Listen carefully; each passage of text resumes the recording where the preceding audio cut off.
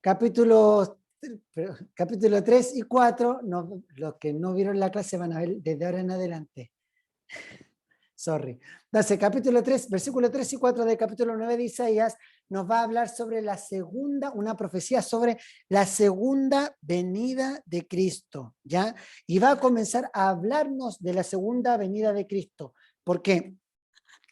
Porque dice, multiplicaste la gente, aumentaste la alegría, se alegrarán delante de ti como se alegran en la siega, como se gozan cuando reparten despojos, porque tú quebraste su yugo pesado y la vara de su hombro y el centro de su opresor como en el día de Madián. Y así y el versículo 6, y el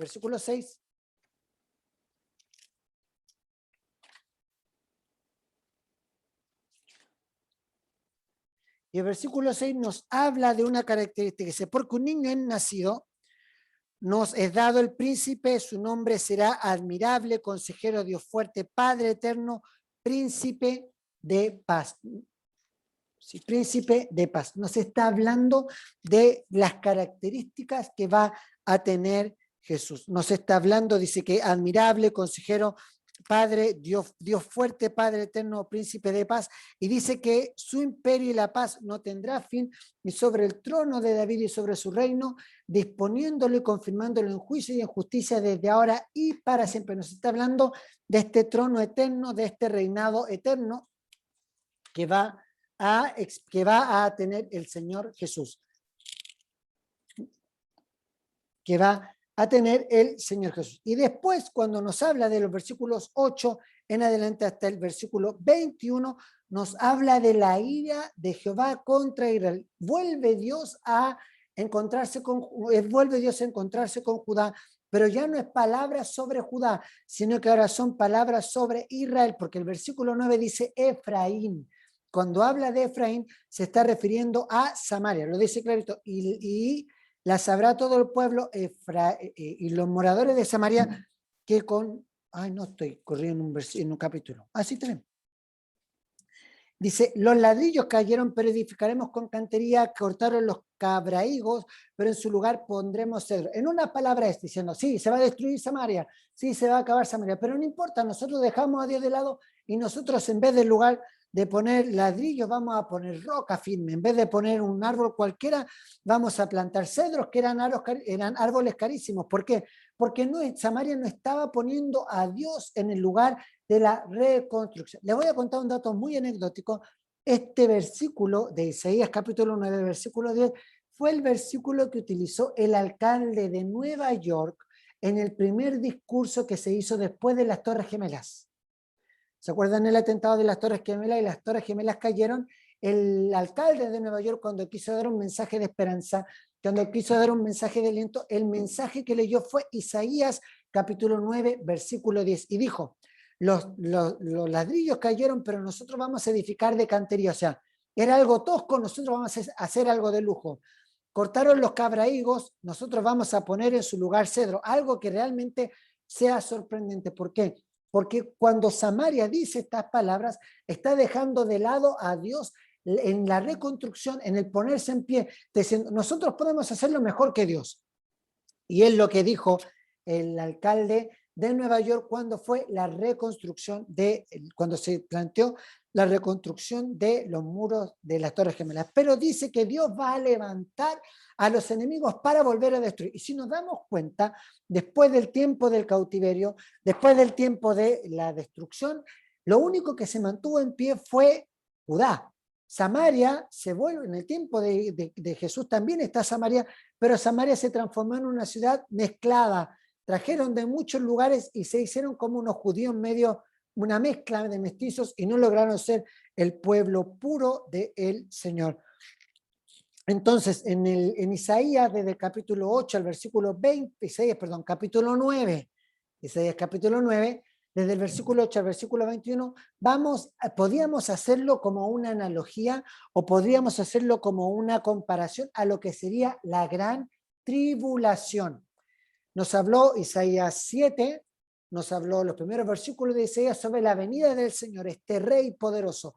Pero del versículo 8 al versículo 21 del libro de Isaías podemos hacer una comparación a la gran tribulación. ¿Por qué? porque cuando sea la gran tribulación, los hombres, el anticristo y todo el gobierno mundial va a decir, nosotros somos mejor. El anticristo va a venir a esta tierra con un mensaje de yo soy el verdadero Mesías. Y es un poco lo que encontramos en el capítulo, en esta imagen del capítulo 9, pero también la gran tribulación, la mano de Dios viene, recae y quebranta a aquellos que no han sido lavados y comprados con la sangre de Cristo. Y es aquí donde aparece el versículo, el capítulo 10, es aquí donde aparece el capítulo 10 del libro de Isaías. ¿Qué nos habla el capítulo 10? El capítulo 10 nos va a hablar de juicio. El capítulo 10 nos va a hablar del juicio de Dios sobre Asiria una vez que es utilizado por Dios. En otras palabras, Dios va a tomar a los asirios para castigar al reino del norte, para castigar a Israel. Pero una vez que el reino del norte es castigado, Dios también castiga a Damasco y es quebrantado y es destruido. Entonces, nos encontramos que el capítulo, la última parte del capítulo 9 y todo el capítulo 10 podemos hacer una comparación o podemos pensar que es como una analogía a la gran tribulación. El capítulo 10, versículo 1 y 2, es un lamento de la justicia terrenal. Dice, hay de los que dictan leyes injustas y prescriben tiranía para apartar del juicio a los pobres y para quitar el derecho de los afligidos de mi pueblo, para despojar a las viudas y robar a los huérfanos. Nos damos cuenta que Dios está haciendo un lamento de la realidad social en la cual se encontraba Judá, que dígase de otro paso, no es muy distinta a la realidad social en la cual nos encontramos. Representa una justicia que no era practicada. Pero ¿contra quién es ese lamento? Contra los opresores, contra los que oprimen. ¿En favor de quién es el lamento? O sea, ¿quiénes son a los que Dios está lamentando y a los que Dios quisiera proteger? Es el pueblo, las viudas, los huérfanos. ¿Por qué? Porque Dios también tiene misericordia de su pueblo, tiene misericordia de su hijo. Y el castigo no viene sobre los que son oprimidos, el castigo viene sobre los opresores. ¿Ya? Y existe... Pareciera que hay una sensación de libertad, pareciera que hay una sensación de armonía, pero es una sensación falsa, porque Dios menciona a los pobres, a los viudas y a los huérfanos como aquellos que necesitan justicia. Pero el versículo 3 nos habla y dice, ¿qué haréis en el día del castigo?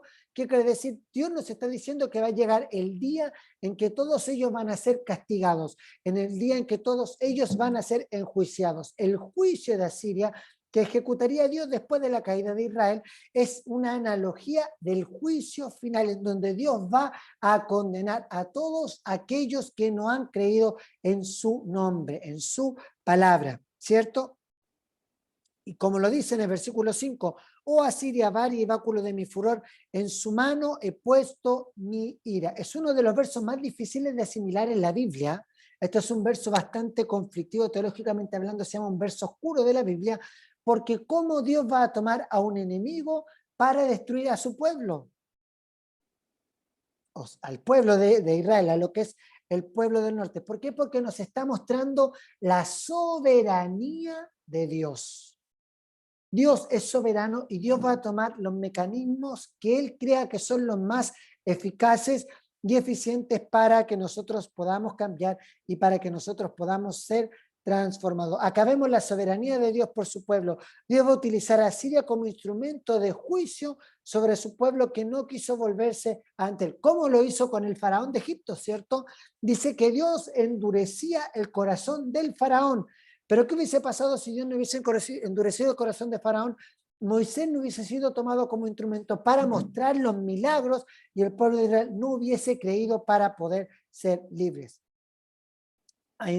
Entonces nos encontramos en el capítulo 10 con esta tribulación, con esta aflicción para Israel, con esta aflicción para el pueblo de Asiria, pero el versículo 21 del capítulo 10 nos dice, y el remanente volverá, el remanente de Jacob volverá al Dios fuerte. ¿Qué nos está hablando? De los escogidos, de los salvados, de los redimidos. Y llegamos al capítulo 2, al capítulo 11, perdón, en donde perdón, volvamos al 10, del versículo 10. Del versículo 28 al versículo 34, Isaías 10, 28 a 34, podríamos pensar que es una alusión a Ezequiel capítulo 37 y 38. ¿Se acuerdan el Valle de los Huesos Secos y la guerra de Gog y Magog? Esto, teológicamente hablando, o los comentaristas bíblicos dicen que es una descripción de lo que es la guerra del Armagedón, la última gran guerra que va a haber. Isaías capítulo 10 del 28 al 34 también es como una alusión gráfica a lo que es la guerra del Armagedón. ¿Por qué? Porque describe los lugares por los cuales el ejército de Ezequiel 37 y 38, Gog y Magog, vendrían a atacar a Israel, a Judá. ¿Por qué? Porque todos los nombres que se llaman, que están Ajat, Migrón, Migmas, Geba, Ramá, Gabaa, Kalim, todos estos nombres medio raros son todos nombres que se encuentran al norte de Jerusalén.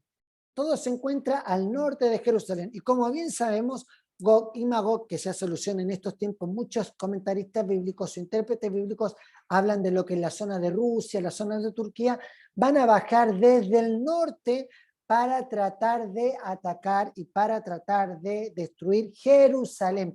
La guerra del Armagedón se va a dar en la zona de Judá. Entonces, este camino que nos muestra Isaías capítulo 10 del 28 al 34 es como la descripción del ejército de Gog y Magog. Por ejemplo, Ajat, que es la primera ciudad que se nombra, se encuentra a 24 kilómetros al norte de Jerusalén, ¿ya? Ajat, que es la primera ciudad que se nombra, se encuentra a 24 kilómetros de Jerusalén. Y Nov, que es la última ciudad que se nombra, desde ahí se puede ver Jerusalén. Entonces, si dan cuenta, todas las ciudades se encuentran como una ruta que viene del norte hasta llegar a Jerusalén. Nos queda poquito, así que no se me cansen. Y llegamos al versículo 11, perdón, al versículo 11, bien digo, del libro de Isaías, perdón. Y lo vamos a dividir en 4 bloques, ¿ya? El Isaías capítulo 11 lo vamos a dividir en 4 bloques, El primer bloque, que es el versículo 1 y 2, nos habla de la persona del rey, nos habla de un reinado, ¿cierto? El reinado del Mesías. Versículo 1 y 2 nos va a hablar de la persona del rey. El versículo 3 al 5 nos va a hablar el propósito del rey. El propósito del rey, o el propósito del reinado, mejor decirlo así. Del 3 al 5, el propósito del reinado. Del 6 al 7 nos da detalles del reino. Nos da detalles del reino. ¿Ya? Nos da detalles del reino. Y del 10 al 16 nos entrega el programa del reino. El programa del reino. Vuelvo a repetir porque hay algunos que me miran con cara de perdido. Del 1 y 2 nos habla de la persona, una descripción, una persona del rey. ¿Ya?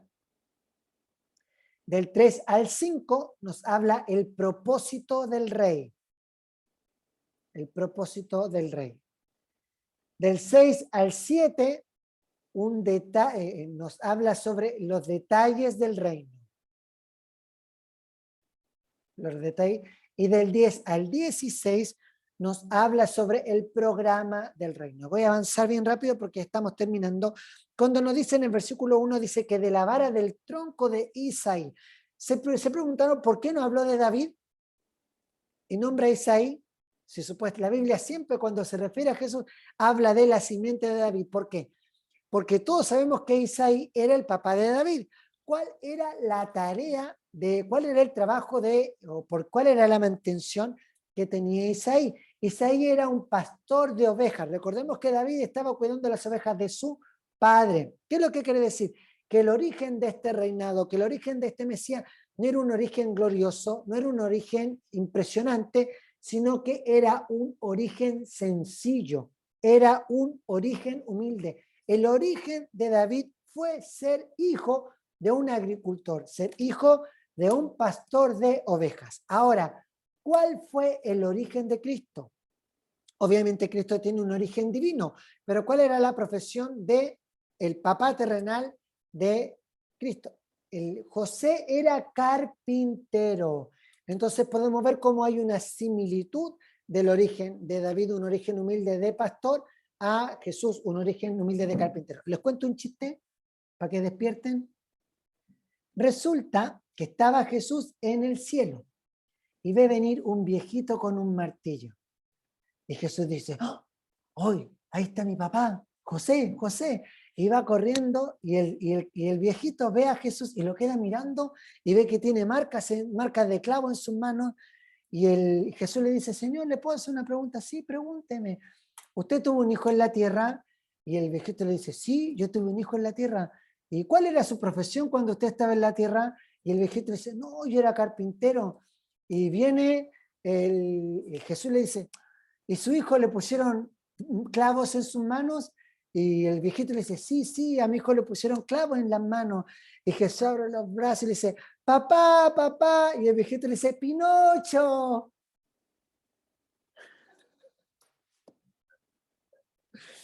Ese era un chiste, para que despierten.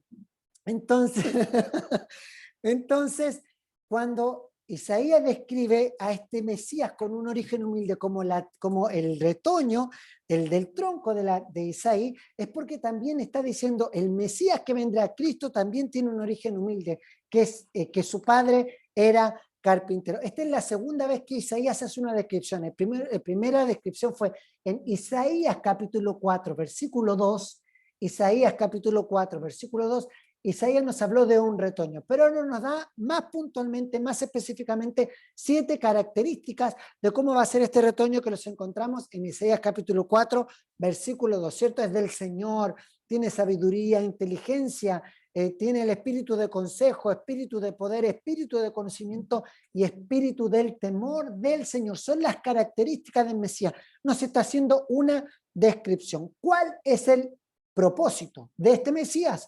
¿Cuál es el propósito de este rey? Lo encontramos en el versículo 3, cuando dice que él, ¿sí? 3:4 dice que él va a juzgar con justicia. Cristo en el libro de Apocalipsis también se muestra como el juez justo, como el que va a dar juicio, como el que va a llevar adelante el juicio del reino. O sea, el propósito de Cristo obviamente es salvación, pero también el propósito de Cristo es ser el juez. Y mire cómo lo dice, en un tiempo en el cual la justicia estaba corrompida, en un tiempo en el cual no se impartía justicia, sino que se impartía corrupción. Cristo está diciendo, yo voy a destruir todo lo que va a haber porque voy a traer un reino de justicia. ¿Y cuál es el propósito? Que una vez que él se vista de juez, él va a tomar control y el dominio sobre la creación. Vemos el detalle, vemos el propósito que es impartir justicia. ¿Y cuál es el detalle? ¿Por qué viene? ¿Por qué? Perdón, me equivoqué. El propósito es impartir justicia porque ahora él tiene el dominio. ¿Quién es el que tiene la autoridad para dictaminar algo? ¿Quién es el que tiene la autoridad para dar libertad o para declarar culpable? Ese es el juez, ¿ya? Y nos vamos a encontrar, y a mí me bendice mucho, del 6 al 7, del 6 al 7 nos habla del reino milenial, ¿ya? Dice que el lobo va a estar con el cordero, que es algo imposible, el león con el cabrito, y dice, y un niño los pastoreará. ¿Quién es ese niño? Obviamente nos está hablando de Jesús. Nos está dando una descripción detallada de lo que va a ser en el tiempo del reino milenial. Y llegamos al final de Isaías capítulo, del versículo 11 al versículo 16, ya para terminar, lo que es el programa, dice que van a venir desde muchos lugares, desde Asiria, desde Patro, Etiopía, Alán, Siram, Amat, desde muchos lugares, desde muchas naciones se van a juntar los desterrados, lo cual nos está hablando de cuando nosotros entremos todos, desde todos los lugares del mundo, a gozar de la nueva Jerusalén, ¿ya? el programa, ¿qué es lo que Dios tiene preparado para nosotros? El programa es lo que vemos en los últimos capítulos del libro de Apocalipsis, cómo va a ser nuestra vida en el reino de los cielos. Y termina con este maravilloso 6 versículos del libro de Isaías capítulo 12, como un cántico de acción de gracias. Es lo que vamos a hacer nosotros en el reino de los cielos. Vamos a agradecer a Dios por habernos dado la vida. Y ya hemos terminado la primera parte del libro de Isaías. Juicio y esperanza para Israel. Dios va a poner juicio a un pueblo corrupto. Dios va a poner juicio a un pueblo que se ha corrompido. Dios va a poner juicio a un pueblo que no ha sabido mirar a Dios. A un rey como Acaz, que trajo la destrucción, que trajo de la idolatría, que trajo el satanismo al pueblo de Israel. Pero ojo, aunque estén en el peor de los escenarios, Dios va a mantener un remanente para el cual va a cumplir todas sus promesas. Hoy nosotros somos el remanente a quien Dios tiene preparado todas estas promesas y confiamos en Dios, que un día no muy lejano vamos a ver al Señor cara a cara y vamos a poder ser parte del pueblo escogido de Dios, que goce de las bendiciones del pueblo de Israel. Amados hermanos, hoy entendamos algo. El libro de Isaías es un libro muy actual, es un libro muy contemporáneo, en el cual Dios nos está recordando que Él pronto viene a buscar a su iglesia, en el cual Dios nos está recordando que queda poco tiempo. La pregunta es, ¿quiénes queremos ser? ¿Como Acaz o como Urías, como Sedequías y como los profetas que nos recordaban por medio de sus nombres que Dios era fiel a sus promesas? Maranatá, Señor Jesús, no demores en venir, que en todo lugar, pueblo y nación, se eleven cánticos de adoración. Maranatá, Señor Jesús, no demores, por favor, que toda nación hoy vuelva a ti, con gozo cántenos tu salvación. Preparemos el retorno de nuestro Señor, con la cruz en nuestras manos iremos hasta el final, y la gloria del Señor la tierra cubrirá, y allí veremos a Jesús el Rey. Maranatá, Maranatá, no demores en venir, Señor Jesús. Maranatá, Maranatá, no demores en venir, Señor. En esta hora clamemos al Señor y pidámosle que podamos ser el remanente de este tiempo, y pidamos al Señor que así como llevó a Acaz al estanque de Siloé para que él pudiera entender y ser lavado por la palabra del Señor, pero Acaz no entendió, sino que siguió con su mirada hipócrita. Hoy nosotros en el estanque de las aguas del Señor podamos sumergirnos y el Señor pueda renovarnos. Clamemos al Señor y pidamos al Señor que nos bendiga. Clamemos al Señor. Señor, Señor, Señor.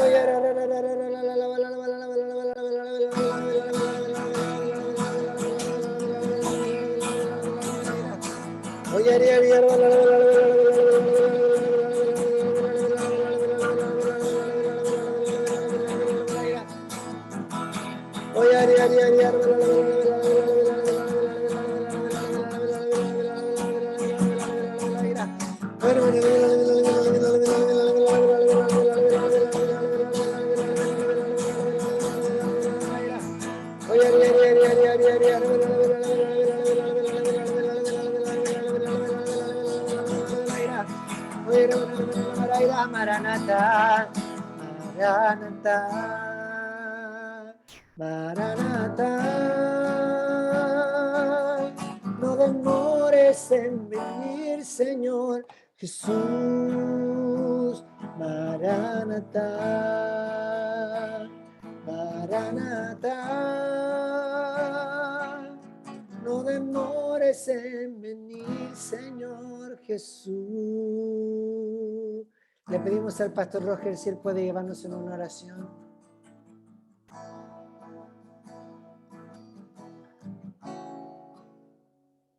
Pastor Roger, si puede llevarnos en una oración.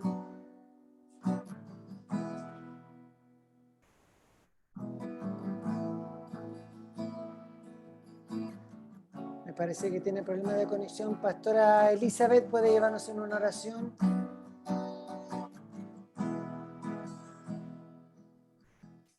Padre, en el nombre poderoso de Jesús, Señor, en esta noche te damos gracias, Señor, por tu palabra, gracias por tu fidelidad, Señor, gracias, Padre amado, porque tu presencia, Señor, está en medio nuestro.